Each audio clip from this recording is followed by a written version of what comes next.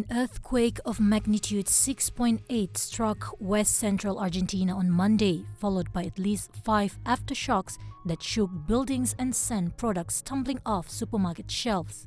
But there were no immediate reports of injuries. The German Research Center for Geosciences GFZ said the quake hit at a depth of 10 kilometers, with its epicenter located 40 kilometers south of the province of San Juan. Meanwhile, the European Mediterranean Seismological Center EMSC said the aftershocks ranged in magnitude from 3.5 to 5. One resident posted images of the damaged homes and roads in his area from Monday night and Tuesday morning. San Juan governor urged people to remain calm following the earthquake and called on them to reach out in case they need any assistance. China's capital Beijing said on Wednesday it will investigate all individuals who entered the city from abroad from December 10th after reporting the biggest daily jump in new COVID-19 cases in more than 3 weeks. The National Health Commission said on Wednesday that a total of 103 new COVID-19 cases were reported on January 19th, down from 118th a day earlier. Northeastern Jilin province reported 46 new cases, however setting another record in daily cases, while Hebei province surrounding Beijing reported 19 new cases. Beijing reported 7 new cases, matching the total reported on December 28th. China has opted to let local governments choose their own tactics to battle the latest outbreaks, an approach that avoids the kinds of widespread shutdowns during the height of the epidemic in 2020. Local authorities in northeast China, where most of the new cases are located, have employed a combination of measures, including lockdowns, travel curbs, and mass testing. Tens of millions have been put into home or centralized quarantine in Hebei, Jilin, and Heilongjiang provinces. Health workers walked off the job in Peru on Tuesday, calling for more money to bolster the country's beleaguered health sector as it battles to cope with the coronavirus pandemic. These doctors, nurses, and other health workers said they are on indefinite strike until the government raises the health budget. Strikers said they have sought talks with the health ministry on the matter but have not been satisfied with the government's response. Some hospitals are operating with skeletal numbers of health workers. The strike comes as the country tightens up mobility restrictions to tackle the further spread of coronavirus in the Andean nation, with the government announcing that a new wave of infections has begun. At the start of the pandemic, Peru registered one of the highest mortality rates in the world, with over 38,700 deaths attributed to the pandemic. Over 1 million coronavirus cases have been confirmed in the country. A 500-year-old painting stolen from a Naples church museum has been discovered in an apartment on the outskirts of the southern Italian city. The painting is a copy of the famous Salvator Mundi, or Savior of the World, attributed to Leonardo da Vinci himself, that was sold for a record $450 million at auction in New York in 2017.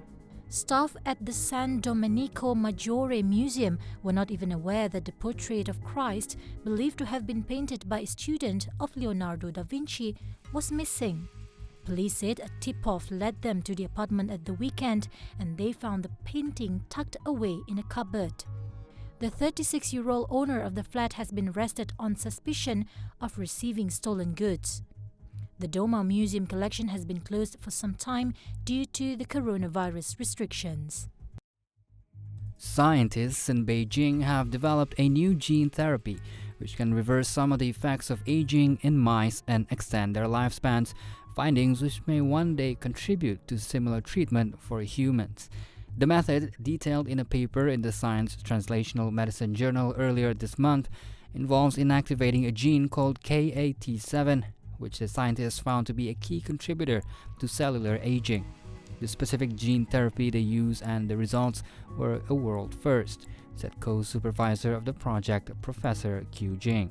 These mice show after 6 to 8 months, they show overall improved appearance and grip strength, and most importantly, they have extended lifespan for about 25%. The team of biologists from different departments used the CRISPR or Cas9 method to screen thousands of genes in search of those which were particularly strong drivers of cellular senescence. They identified 100 genes out of 10,000, and Cat7 was the one which really stood out. Q said it was the most efficient at contributing to senescence in cells. Cat7 is one of tens of thousands of genes found in the cells of mammals. So the short answer is we haven't seen any toxicity yet. And we just test the function of the gene in different kind of cell types, in the human stem cell, the mesenchymal progenitor cells, in the human liver cell and the mouse liver cell. And for all these cells, we didn't see any detectable cellular toxicity. And for the mice, we also didn't see any side effect yet. But yeah, it deserves to further investigate and to evaluate it. The new owners of an Oklahoma zoo featured in the hit Netflix documentary Tiger King have been ordered to surrender all tiger cubs and their mothers to the federal government. The case filed against owners of the Greater Winewood Exotic Animal Park over accusations of violating the Endangered Species Act and Animal Welfare Act. The court found that the pair's failure to provide safe conditions, proper nutrition, and timely veterinary care resulted in harm to a number of animals, including the death of 2 tiger cubs less than a week apart. The court rejected claims that the owners were not exhibitors under the Animal Welfare Act, as the zoo was still under construction. A Thai woman has been jailed for 43 years for criticizing the royal family, the country's harshest ever sentence for insulting the monarchy. The former civil servant, known only as Anchan, posted audio clips from a podcast on social media. The 63-year-old said she had simply shared the audio files and had not commented on the content.